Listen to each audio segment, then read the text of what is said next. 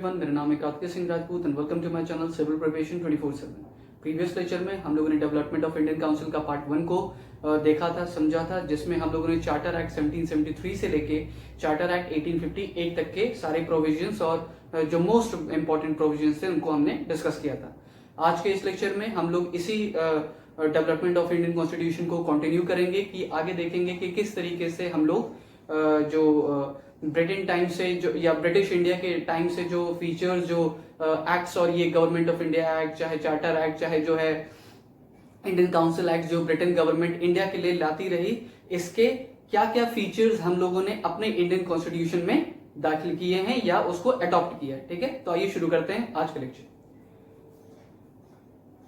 Charter act 1858 तक हम लोगों ने पढ़ लिया था। इंडियन काउंसिल एक्ट 1861 से हम लोग का आज हम लोग डिस्कस करेंगे। ठीक है, तो हम लोगों ने ये देखा था कि प्रीवियस लेक्चर में कि जो एक काउंसिल थी जो गवर्नर जनरल को हेल्प करने वाली थी उनके डिसीजन मेकिंग में, वो उस समय 3 मतलब देखा था कि उसमें 4 मेंबर्स थे। प्रीवियस लेक्चर में हम लोगों ने इस चीज को देखा था। अब हम लोग क्या देखते हैं कि एक और लॉ मेंबर को ऐड किया गया है। 1 more law member was added, that makes to 5, यानी कि 5 मेंबर्स हो गए उस काउंसिल के, और या उस कमेटी के 5 मेंबर्स हो गए, और एक वो गवर्नर जनरल खुद। ठीक है, आगे बढ़ेंगे तो first legislative assembly was establish. ये बहुत ही इंपॉर्टेंट पॉइंट है। यहां सबसे पहली बार लेजिस्लेटिव असेंबली की एस्टैब्लिशमेंट हुई, विधानसभा की एस्टैब्लिशमेंट हुई through the Indian council act 1861। तो इस पर डायरेक्ट क्वेश्चन इसी तरीके से बनता है कि कौन सा ऐसा इंडियन काउंसिल एक्ट था या कौन सा ऐसा एक्ट या चार्टर था, मतलब कौन सा ऐसा एक्ट था जिसमें पहला विधानसभा यानी कि लेजिस्लेटिव असेंबली की एस्टैब्लिशमेंट हुई है। ठीक है, आगे बढ़ते हैं। Power to issue ordinance was given to the viceroy. ये आपको मालूम होगा कि 1857 के बारे बाद में जो 1858 का जो चार्टर एक्ट 1858 था, उसमें ये गवर्नर जनरल को अबॉलिश करके, इस टाइटल को अबॉलिश करके वाइसरॉय को इंट्रोड्यूस कर दिया गया था, वाइसरॉय। तो अब इस 1861 के हम लोग इंडियन काउंसिल एक्ट 1861 में क्या देखते हैं कि उसी वाइसरॉय को ऑर्डिनेंस इशू करने की, है ना, अध्यादेश, ऑर्डिनेंस अध्यादेश, हाँ, कि अध्यादेश मतलब इशू करने का या जारी करने का पावर दे दी गई to the viceroy from the act of Indian council act 1861। तो I hope Indian council act 1861 आपको समझ में आ गया होगा। आगे बढ़ते हैं। इंडियन काउंसिल एक्ट 1892, इसमें इलेक्शन सिस्टम को सबसे पहली बार शुरू किया गया।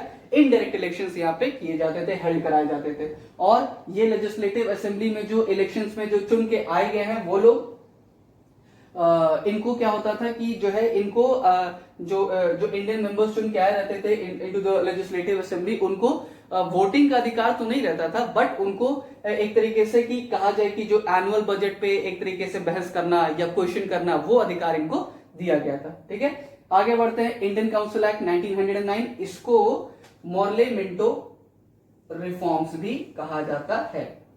Morley Minto reforms Indian council act 1909 को कहा जाता है। ये मॉर्ले मिंटो रिफॉर्म्स क्यों? क्योंकि मॉर्ले यानी कि ये was the secretary of state for India. ये 1858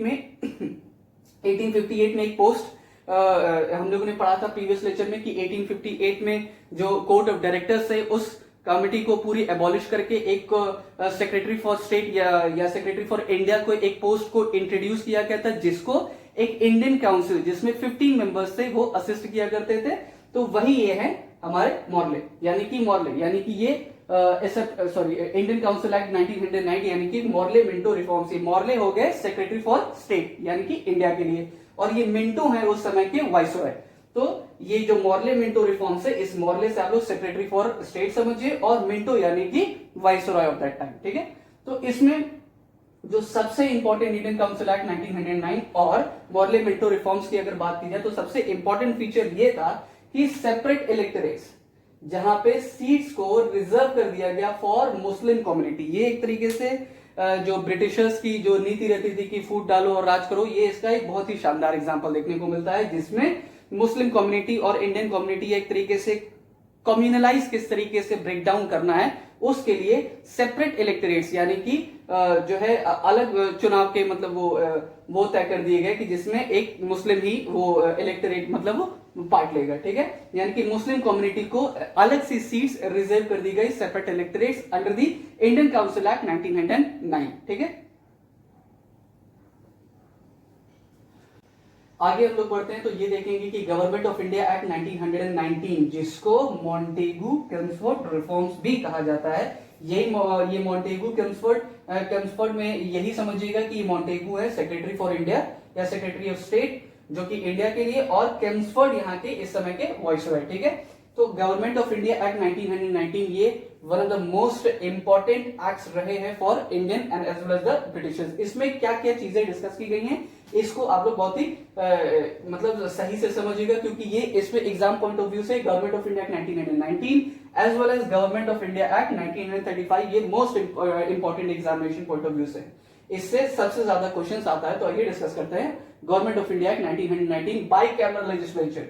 ये बाई कैमरल लेजिस्लेचर क्या है, आपको मालूम होगा कि ब्रिटेन यानी कि एक तरीके से इंडियन कॉन्स्टिट्यूशन का अगर हम लोग फीचर देखें तो बाई कैमरल लेजिस्लेचर यानी कि एक राज्यसभा एक लोकसभा, ये सब जो है हम लोगों ने ये ब्रिटेन के कॉन्स्टिट्यूशन से अडॉप्ट किया है। ये एक तरीके से ऐसे समझे कि ये हम लोग पढ़ी आखिर कह रहे हैं कि अपने इंडियन कॉन्स्टिट्यूशन की किस तरीके से डेवलपमेंट हुई है।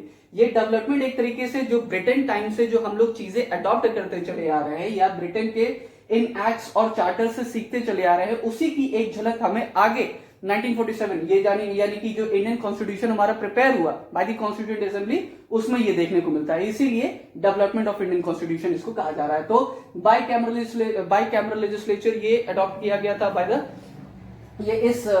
मतलब इंडियन कॉन्स्टिट्यूशन में जो अडॉप्ट किया गया था वो ब्रिटेन के कॉन्स्टिट्यूशन से अडॉप्ट किया गया, वो अलग की बात है। गवर्नमेंट ऑफ इंडिया 1919 ने इंट्रोड्यूस किया बाय कैमरल लेजिस्लेचर पहली बार। ये बाय कैमरल लेजिस्लेचर यानी कि एक लोकसभा एक राज्यसभा, ये काउंसिल ऑफ स्टेट्स जो कि हम लोग राज्यसभा की तरफ से जानते हैं, अपर हाउस है इसमें 60 मेंबर्स हुआ करते थे, और लेजिस्लेटिव असेंबली जिसमें 144 मेंबर्स हुआ करते थे, that was the lower house. Council of states को राज्यसभा के एक तरीके से आज के राज्यसभा के दर्जा दिया जा सकता है, और लेजिस्लेटिव असेंबली को इस समय का लोकसभा कहा जा सकता है, ठीक है। तो I hope by cameral legislature ये इंपॉर्टेंट इस तरीके से बनता है, इस पर डायरेक्ट क्वेश्चन ये पूछेगा कि कौन से एक्ट से बाय कैमरल लेजिस्लेचर इंट्रोड्यूस किया गया था अंडर दी इन इंडिया, ठीक है।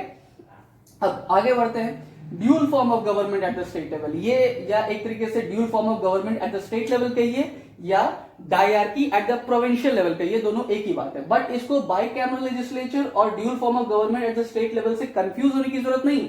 इसमें क्या कह रहा है कि किस तरीके से जो स्टेट लेवल पे जो या प्रोविंशियल लेवल पे जो चीजें हैं वो मैनेज की जाएंगी, किस तरीके से काम होगा, ये इसको समझने के लिए इसको ये जो ड्यूल फॉर्म ऑफ गवर्नमेंट या डायरकी इंट्रोड्यूस किया गया था द प्रोविंशियल ईयर, इसमें दो तरीके से लिस्ट जारी की गई, रिजर्व लिस्ट और ट्रांसफर्ड लिस्ट। रिजर्व लिस्ट में ये ऐसे लिस्ट या एक तरीके से ऐसे इस पे नियम कानून और जो है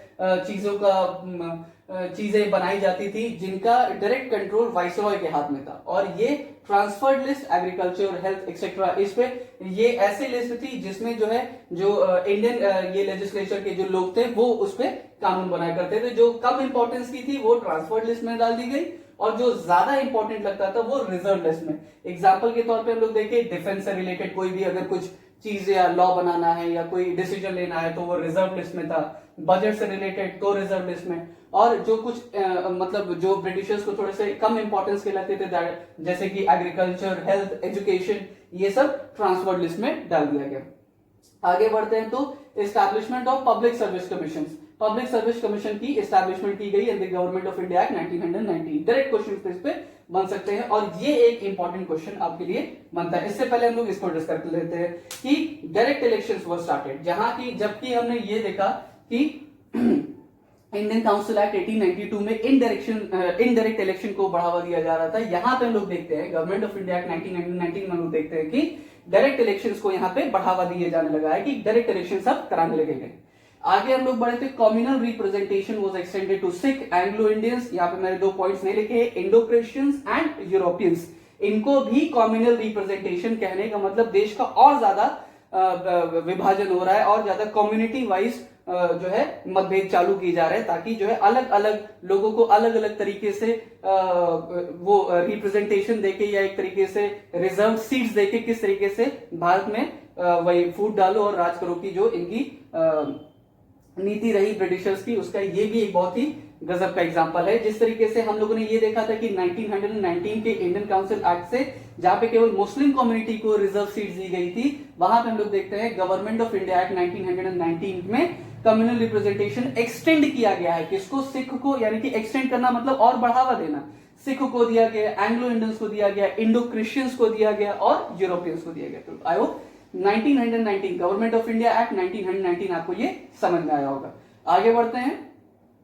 one of the most important इस पूरे लेक्चर का ये बहुत ही एक इंपॉर्टेंट पार्ट ये भी है, गवर्नमेंट ऑफ इंडिया एक्ट 1935 से भी बहुत ज्यादा क्वेश्चन बनते हैं, तो आइए डिस्कस करते हैं इसको। Residuary powers to viceroy. ये रेसिड्यूरी पावर्स क्या है? रेसिड्यूरी पावर्स समझने से पहले हम लोग इंट्रोडक्शन ऑफ 3 लिस्ट को समझ लेते हैं। ये यही 3 लिस्ट है जो हमारे अब की कॉन्स्टिट्यूशन में, संविधान में, ये जो चीज है जो कि यूनियन लिस्ट में आता है, स्टेट लिस्ट होता है और कंकरेंट लिस्ट। ये 3 लिस्ट इस समय गवर्नमेंट ऑफ इंडिया एक्ट 1935 से ये इंट्रोडक्शन ऑफ 3 लिस्ट ये इंट्रोड्यूस कर दिए गए थे। ठीक है, अब ये रेसिड्यूरी पावर्स क्या है? ये रेसिड्यूरी पावर्स वो है वाइसरॉय को ये वो रेसिड्यूरी पावर्स दी गई थी, या रेसिड्यूरी पावर्स कहने का मतलब ये है कि ऐसे सब्जेक्ट्स या ऐसे चीजें जो इन तीनों लिस्ट में नहीं आती थी, उस पर केवल और केवल फैसला जो है वाइसरॉय खुद ले सकता था। ठीक है, तो आई होप रेसिड्यूरी पावर्स और इंट्रोडक्शन ऑफ 3 लिस्ट आपको समझ में आ गया होगा। आगे बढ़ते हैं कि India a union of state, यानी कि ब्रिटेन या ब्रिटिश पार्लियामेंट ने या ब्रिटेन ने सबसे पहली बार ये स्वीकार किया कि इंडिया एक यूनियन ऑफ स्टेट्स है ना, एक यूनियन ऑफ स्टेट्स है, इंडिया को उन्होंने माना।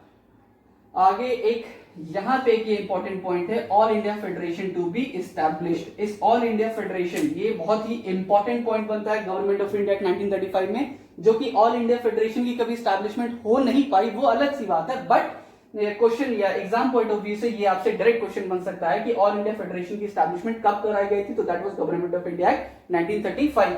ये ऑल इंडिया फेडरेशन स्टैब्लिश क्यों नहीं हो पाया? क्योंकि इसमें ब्रिटेन गवर्नमेंट या ब्रिटिश गवर्नमेंट चाहती थी कि ऑल इंडिया फेडरेशन में जो सारे जो प्रोविंशियल लेवल्स हैं और प्रिंसली स्टेट्स वो दोनों ज्वाइन हो, तो प्रिंसली स्टेट्स ने इसको ज्वाइन नहीं किया, जिसकी वजह से ऑल इंडिया फेडरेशन कभी बन नहीं पाया, वो अलग की बात है। हालांकि क्वेश्चन आपसे ये पूछ सकता है कि कब जो है ऑल इंडिया फेडरेशन स्टैब्लिश किया गया था। आगे बढ़ते हैं। Dyarchy was abolished at the provincial provincial level. यहां जो हम लोग dual form of government at the state level देख रहे थे, यहां पे प्रोविंशियल लेवल से इसको डायरकी को अबॉलिश कर दिया गया और इंट्रोड्यूस किया गया सेंट्रल लेवल पे। यानी कि जो डायरकी हम लोग प्रोविंशियल लेवल पे देख रहे थे, उसको अबॉलिश करके सेंट्रल लेवल पे डायरकी को इंट्रोड्यूस किया गया। यही डायरकी लेवल एक हम लोगों ने 1764 के बाद यानी कि 1765 में भी पढ़ा होगा, याद होगा आपको, जो बैटल ऑफ बक्सर के बाद 1765 से लेके 1765 में इंट्रोड्यूस हुआ था और 1772 में उसको अबॉलिश कर दिया गया था। ठीक है जी, आपको याद होगा, प्रीवियस लेक्चर में हम लोगों ने इसको डिस्कस किया है। Establishment of central federal bank, जो आज का आरबीआई हम लोग कहते हैं, इसकी establishment government of India act 1935 से हुई थी। बर्मा को सेपरेट कर दिया गया 1935 के एक्ट से, बर्मा को सेपरेट कर दिया गया। ये बर्मा सेपरेट हुआ विद इफेक्ट इन 1937 को बर्मा सेपरेट हो गया था इंडिया से, और ये गवर्नमेंट ऑफ इंडिया एक्ट 1935 के हिसाब से बर्मा को सेपरेट किया गया था from India. Federal courts were established. ये फेडरल कोर्ट्स यानी कि एक तरीके से supreme court, but previous lecture में हम लोगों ने ये भी डिस्कस किया था कि चार्टर एक्ट 1773 में कोलकाता में फर्स्ट जो है सुप्रीम कोर्ट या एक तरीके से सुप्रीम कोर्ट हाईएस्ट कोर्ट का एस्टैब्लिशमेंट हुआ इन कोलकाता, बट ये next government of India act 1935 में इसका फेडरल कोर्ट का एस्टैब्लिशमेंट हो रहा है इन दिल्ली। और प्रीवियस लेक्चर में हम लोगों ने पढ़ा था कि जो कोलकाता के सबसे first chief justice that was sir Elijah Impey. यहाँ पे हम लोग को देखने को मिलता है कि जो दिल्ली में जो first federal court under the government of India act 1935 जो एस्टैब्लिश हुआ है, उसके चीफ जस्टिस हैं सर मॉरिस यूवर। ठीक है, आगे हम लोग बढ़े। Abolition of Indian council. ये इंडियन काउंसिल क्या है? 1858 में आपको याद होगा कि जो सेक्रेटरी फॉर स्टेट, यानी कि ये इन्हीं की जो बात हो रही है, जैसे ये मॉर्ले हो गए, ये मोन्टैगो हो गए, ये सेक्रेटरी ऑफ स्टेट के जो है जो एक तरीके से वो हो रहा था 1858 में, ये जो सेक्रेटरी फॉर इंडिया या सेक्रेटरी फॉर स्टेट की जो पोस्ट को इंट्रोड्यूस किया गया था, उस पोस्ट के हेल्प के लिए या असिस्टेंस के लिए एक 15 मेंबर्स की एक टीम थी या कमेटी थी, उन्हीं को इंडियन काउंसिल कहा गया था। ये इंडियन काउंसिल को अबॉलिश कर दिया गया इस चीज को by the government of India act 1935।